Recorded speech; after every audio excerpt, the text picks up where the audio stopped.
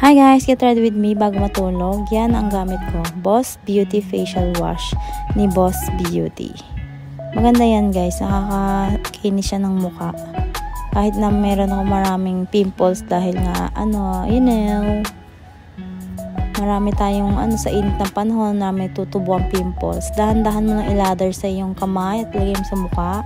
Massage mo, tapos hugasan mo ng water. Dahan-dahan lang. Huwag masyadong mabilis, magasgas yung mukha mo.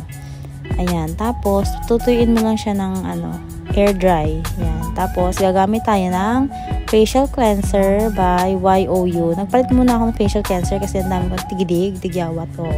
Medyo naubos na nga siya. Dati buong mukha yan, ngayon medyo nasa pisngi na lang. Ayan, i-air dry nyo din siya ulit. Then, gagamit tayo ng serum ni Glass Skin by Boss Beauty pa rin. Oo, massage sa mukha, sa pisngi, sa ulo, yan. Dahan-dahan lang. Kung may roller kayo, mas maganda. Hindi ko kasi dala yung roller ko niyan. And then, gagamit din tayo ng Pond's na night cream. Andyan. Pwede siyang mabili sa Watson, sa Mercury. Pero hindi ko lang sure kung meron dito sa TikTok. Baka meron din. Tsaka yung facial cleanser ni YOU. Maganda siya. Naka-dry siya ng tigyawat.